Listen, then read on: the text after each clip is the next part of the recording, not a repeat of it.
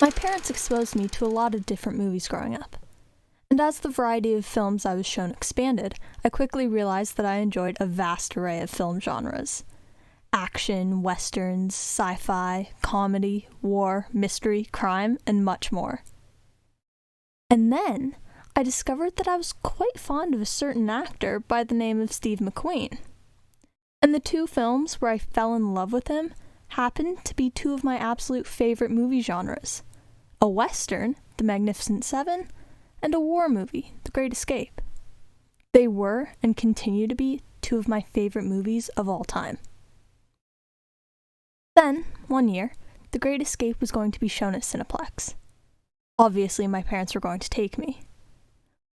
When we got to the theater, one of the first things we noticed was that there was no one in the audience around my age. Everyone was my parents' age or older. It felt a bit weird for me to be the only kid in the theater, and we certainly got some confused looks thrown our way, but I was too excited for the movie to really care. Now, when I was a kid, I was really bad with people's names in movies. Sometimes I would not pay attention, or I would forget, but in Steve McQueen's case, I 100% knew his name. Or at least his nickname. So instead of calling him the character's actual name of Hiltz, I would call him by his nickname, the Cooler King. And he was my favorite character in the film, so I was kind of proud for remembering his name. And I was super excited to be seeing him on the big screen. When the film's music started playing, I was already grinning and getting jittery, but the second Steve McQueen walked on camera, I just burst. Right in the middle of that theater, I yelled out, "Cooler King!" Everyone else just laughed. Looking back, it's a pretty embarrassing story, but at the same time, a happy memory. I was just a kid having a blast watching a movie I loved. And I definitely let everyone in that theater know that I love old movies.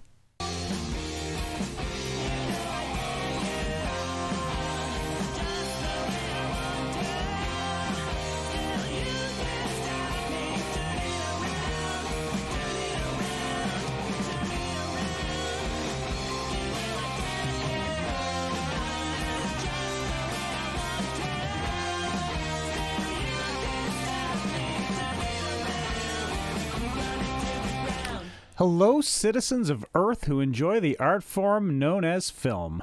I'm Derek, and I love old movies. We've got Sam the Sidekick here. Hello, welcome to episode 6 of our podcast. Oh, we've got a good one today. They're all good. Yes, of course. We strive for some degree of quality, after all. And you go saying, "Oh, we've got a good one." But how did that go last time, huh? Well, yes, but that's... Sorry, what's that? How did it go? With Lawless Breed? I felt we did a really good job on that episode. And? What happened? It was our least listened to episode. By far. By far. So, I've been thinking. Oh, here we go. The Lawless Breed wasn't a great movie. No. But we did a pretty good podcast about it. Agreed on both. But people just weren't into it. This is true. Ipso facto, our listeners... Or prospective listeners... either weren't interested in westerns, or Rock Hudson, or something. Are you suggesting we not do westerns anymore? No. But next time, let's do a big one. Something really big and notable. The Searchers or something. Ah, I getcha. Okay, I like it. Next time we do a western, we go big. No cutesy deep cuts from Rock Hudson's career. We break out the big guns. Exactly. Leave it with me. I have ideas. I literally just suggested The Searchers. So you did. Just to let y'all know, we tend to plan ahead here at I Love Old Movies. We know it's coming up a few episodes ahead, and right now we are planned up until episode 10. And after that is where the planning is still happening. In fact, this is a good time to let people know about our upcoming 10th episode spectacular. It's going to be fantastic. Back in episode 3, we brought up the idea of a Mount Rushmore of movie actors. Who would be on it and why? In episode 10, we're going to be bringing in some special guests to discuss this idea with us and offer up their picks. Sam and I will offer our choices as well, and hopefully between all of us, we will be able to find a way to settle on 4 and 4 only to place on the official I Love Old Movies horror movie Mount Rushmore. So we won't actually be discussing a specific movie that week, but we'll really be going deep on the careers and contributions of notable actors from film history. Your mom is looking forward to that episode quite a bit. Oh yeah? She was pitching me some of her ideas of who she would put on. Now, I'm not going to give anything away, but she had one that I think was an excellent choice. One I never would have considered, and she might have changed my mind about who I would choose. No kidding. So we are bringing her on as one of our guests, so she can tell everyone? Oh, absolutely, we're doing that. So that's one of our special guests right there, and we won't even need a Zoom call to do it. We will announce some more of our guests next week, so be sure to check in for that as well. And when will the 10th episode spectacular happen, Sam? That episode should drop on October 7th. Fantastic. And while we are waiting for that, let's take a moment to thank our listeners and subscribers. Absolutely. You all absolutely rock. Right around the clock.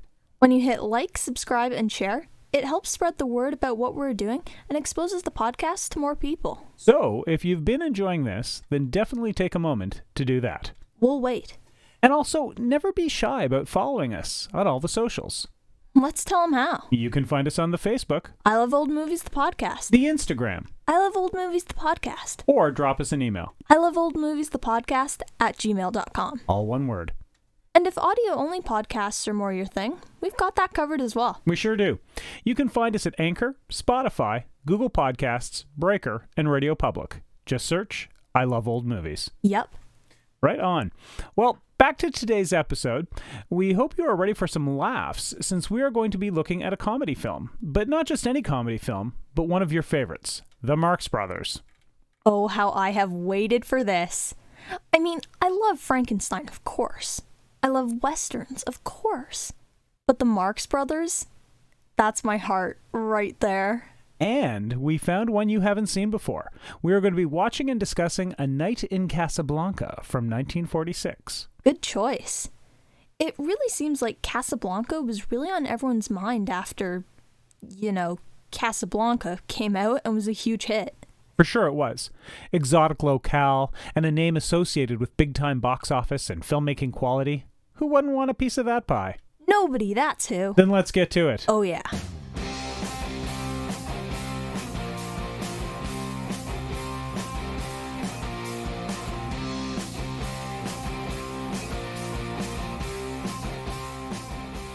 The director for A Night in Casablanca was Archie Mayo. Born in New York City, Mayo was educated at Columbia University before making his way west to work in Hollywood in 1915. By 1917, he was directing films and had a lengthy career as a director, screenwriter, and sometimes actor. Mayo's resume isn't littered with hits, but he was on a bit of a run in the late 30s, directing The Petrified Forest with Humphrey Bogart, which is an excellent film, and the epic The Adventures of Marco Polo with Gary Cooper. A prolific filmmaker, Mayo directed 89 films over his almost 30-year career. A Night in Casablanca was his second-last film, and he retired in 1946, the same year it was released. Mayo died in 1968 at the age of 77.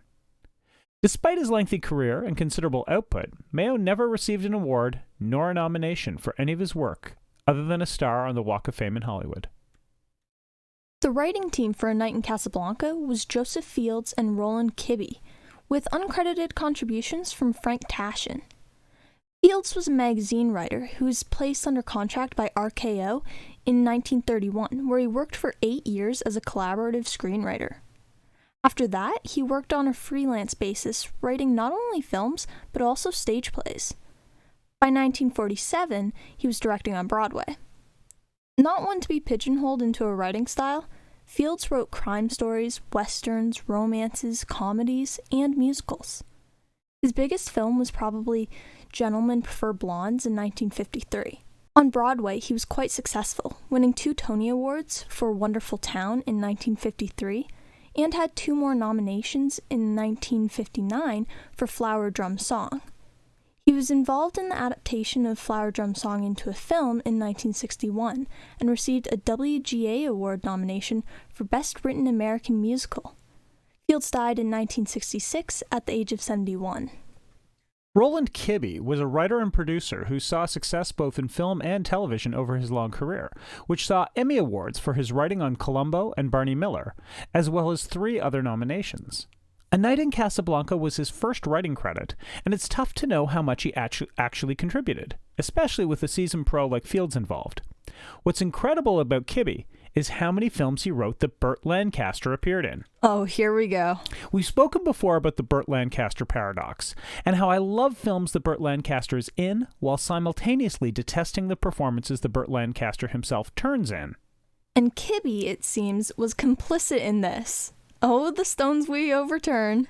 10 Tall Men in 1951, The Crimson Pirate in 1952, Vera Cruz in 1954, The Devil's Disciple in 1959, and Valdez is Coming in 1971.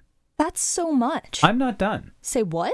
Kibbe not only wrote, but co-directed The Midnight Man in 1974. Starring Burt Lancaster. Yeah, Who'd he direct it with? Burt Lancaster. I don't know what to say about this.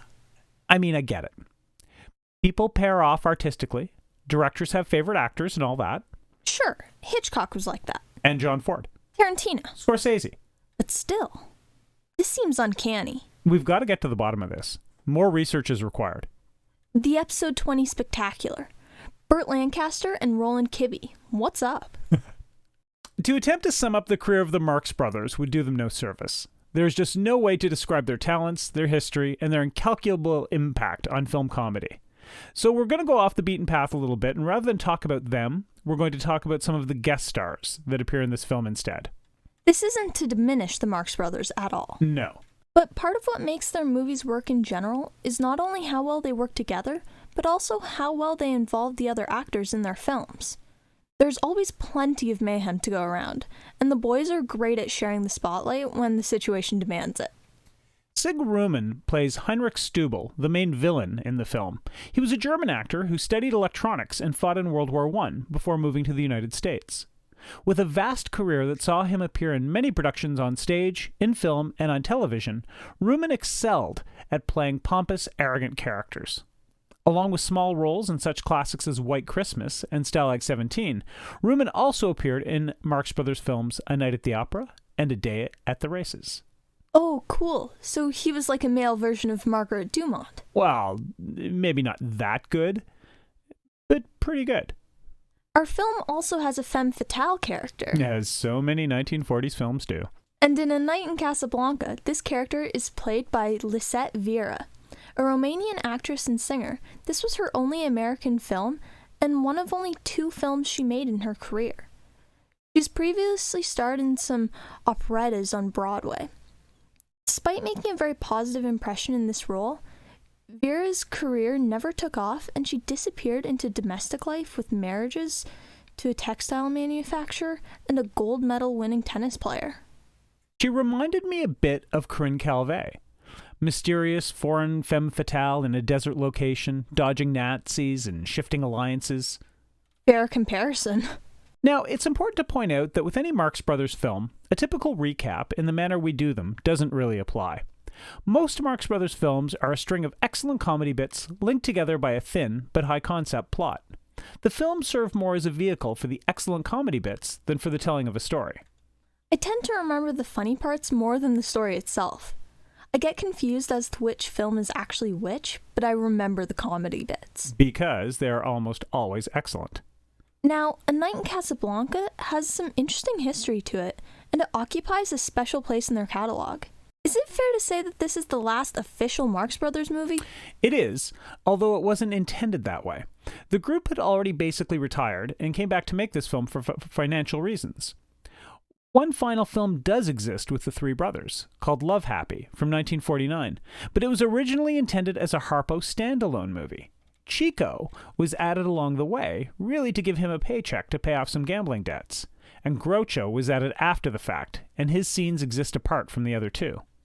So for all 3 together, making the zany happen, this is it. This is it. And the film didn't happen without some intrigue. Originally intended as a direct spoof of Casablanca, to the point where Groucho's character name was supposed to be Humphrey Bogus, This attracted some attention from the legal department at Warner Brothers, who quite rightly wanted to know what was going on with this film. A rumor spread, likely started by Groucho himself, that Warner Brothers was threatening to sue the brothers over the use of the intellectual property, and in exchange, the brothers were going to countersue Warner for their use of the word brothers. That's excellent. I wish this had actually happened. Groucho wrote a series of letters to Warner's furthering the feud, all of which were published in the Saturday Evening Post, and served more to promote the film than anything. Eventually, the overall plot of the movie was changed to be more a general send-up of the genre of the kind of film Casablanca was than of Casablanca itself. And the lawsuits remained fictional, which is just better for everyone. What is our rating situation? We have a 7.0 on IMDb. Ooh. The Rotten Tomatoes audience score is 69%, and the tomato meter is 57% with 7 reviews. The movie is available to watch on Tubi, and it won no awards.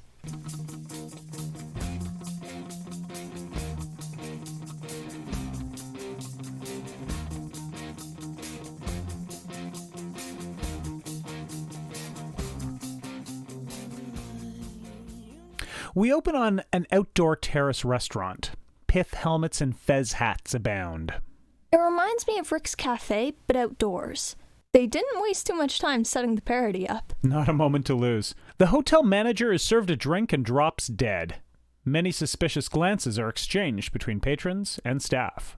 It turns out that he was poisoned, and he is the third manager in the last 6 months to be murdered. The police decide to round up all likely suspects. Again, right out of Casablanca. I expect to see Peter Lorre stroll by.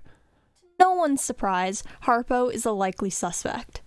But otherwise, there are no clues and the police are stumped.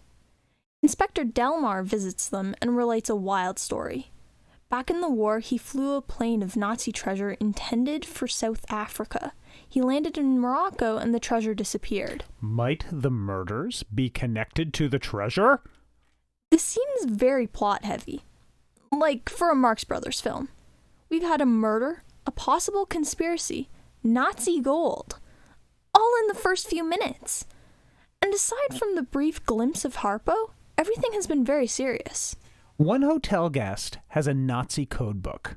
He is expecting to be made the manager in the wake of all the murders, and Harpo is his valet, and we get a great bit with an inside-out vest. How did he do that? Also, Monocle Guy is behind the murders. Harpo makes off with his toupee, and his crew are worried that he'll be recognized as this infamous Nazi. Annette, the desk girl, and Delmar's girlfriend, finds the toupee and knows that Nazis are nearby. Groucho arrives at the station to take his new job as hotel manager. He is met by Chico, and the two crack wise for a while, getting some good one-liners in. And when Groucho arrives at the hotel, he gives a speech to the staff, reminiscent of every other speech he has ever given, where he barks orders, shares ideas, and puts a funny little spin on everything. His line about the eggs is especially funny. Now, we should mention that as in all of their films, all 3 of the brothers have ridiculous character names. Groucho is Cornblow, for example. We're just going to refer to them by their stage names, since the Marx Brothers play essentially the same characters in all their movies. And we are all the richer for it. Oh, I'll say. Groucho is deeply concerned about the manager deaths, but more so that he might be next. Heinrich Stubel is going full Nazi at this point, barely trying to conceal his identity anymore, and orders his assistant, Kurt, to duel his valet, Harpo, to the death. A really funny fight scene with Harpo's nonsense in full force follow. Meanwhile, Beatrice, who is Stuber's Nazi girlfriend, is working on Groucho. Now, Groucho shows her the toupee, but she pretends to know nothing about it, and the two engage in some weird flirting, and plan to meet later at the supper club. At the club, Beatrice sings Who's Sorry Now, which becomes a huge hit. Sadly, a much bigger hit than the movie itself was. It's a good song. This movie didn't need a song. It needs more Harpo. Well, yeah. Beatrice and Stubel plan to have Groucho killed that night, while at the same time, Delmar is approached by a grifter who will sell him information about Stuber's plot. Delmar can't afford to pay, so Chico and Harpo offer to go get him money. They do this by selling the floor space at the club to people who are waiting in line. While Groucho parties with Beatrice, dancing and chatting, Chico and Harpo are reenacting the famous boat room scene by overcrowding the restaurant until the entire floor space is taken up by nothing but tables and patrons. By the time they're done, no one can move, and the visual is just fantastic. The brothers are just completely taking the movie over with their nonsense now, and we are soon treated to a scene of Chico on the piano. He plays Beer Barrel Polka in his incredible and unique style, and then we even get an encore. I want a full movie of him playing piano. It's amazing to think that as funny as the three of them were, they were all equally as good musicians. Super talented. I'm sad we don't get to see more of it from Groucho, who is reported to be an excellent guitar player. A bit later, Delmar sees Groucho looking beaten up. Beatrice ditched him, but then a car hit him. This was all part of Stubel's murder plot. Delmar tells his story about the stolen treasure. At the same time, Harpo tells Chico about the Nazi plan to kill Groucho. This is a great drawn-out bit with charades and whistling. It's so good, so funny. Harpo's excellent pantomiming and Chico's rapid-fire delivery for his guesses are just a treat to watch. Soon after, they tell Groucho about the plot and become his bodyguards. This leads us directly to another bit, with the two eating all Groucho's food to make sure he isn't poisoned. You know, I didn't think the eating the coffee cup stuff really worked here. It was just too silly.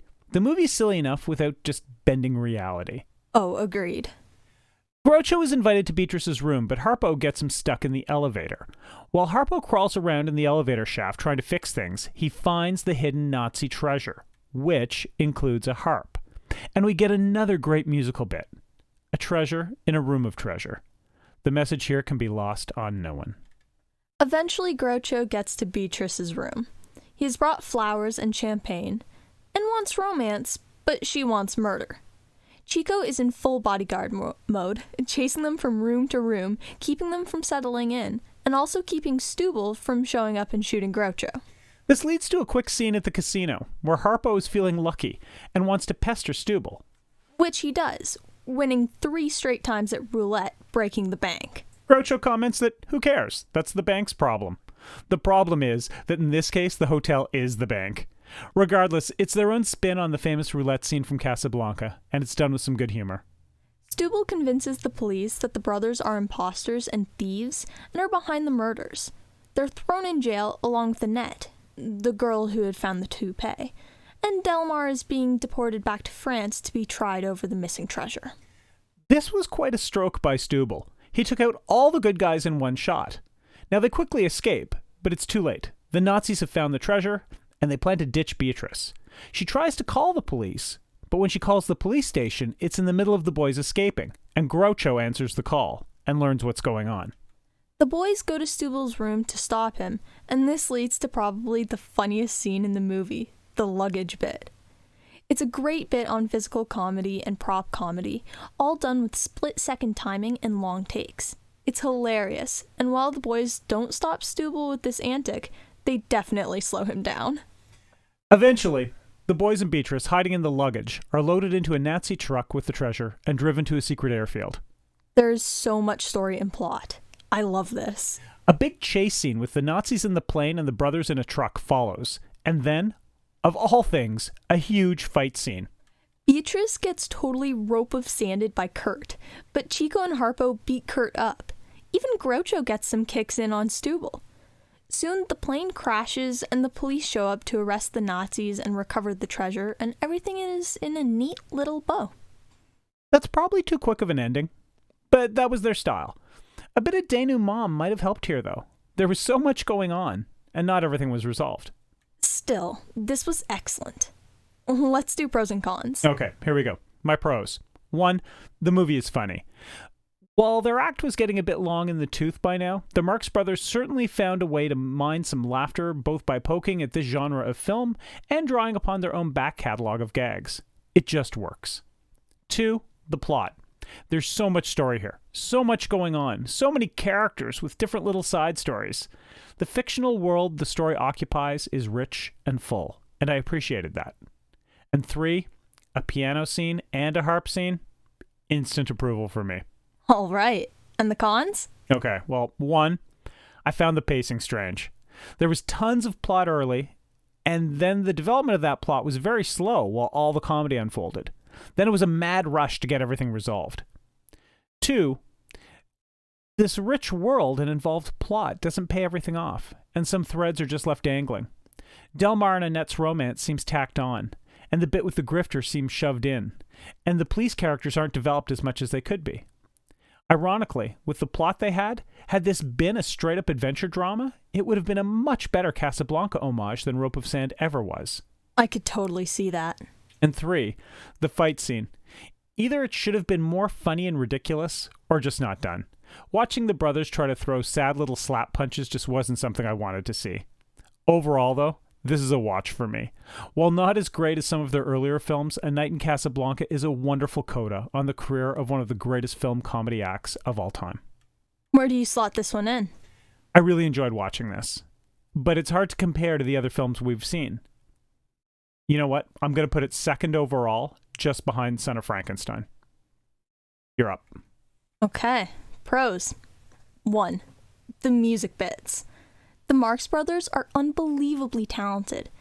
It's not just great to listen to, but it's an awesome performance to watch when they get a hold of some instruments. Seriously, I could watch Chico and Harpo play the piano and harp for hours.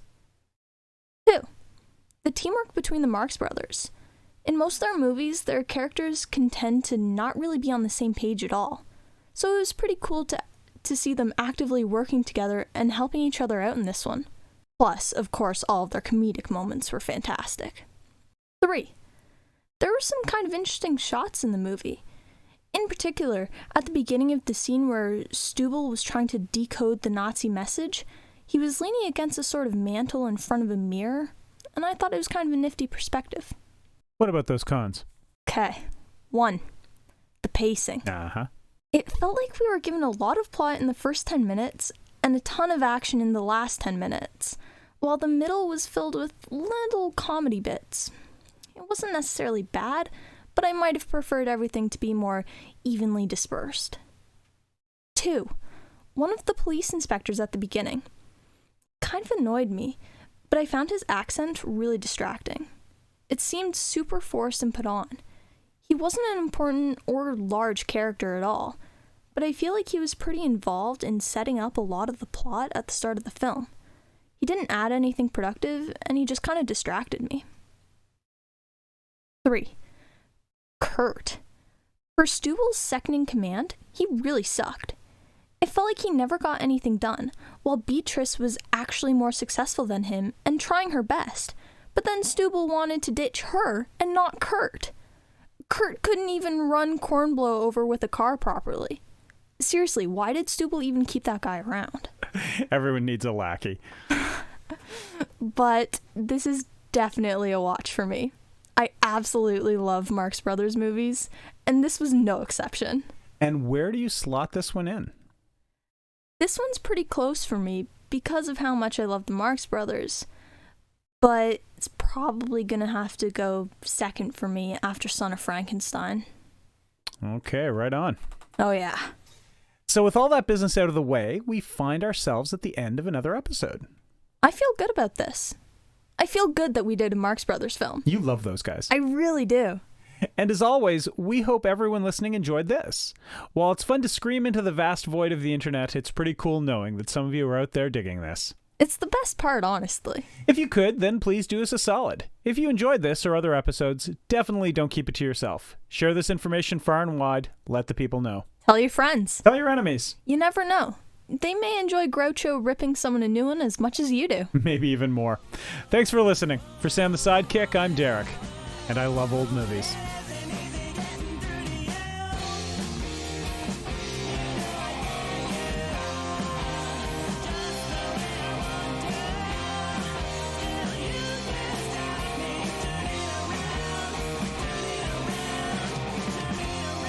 Sound effects used for I Love Old Movies, the podcast, come from freefx.co.uk. Images are found through the Creative Commons, and our theme song, Burning Bridges, comes from The Crux.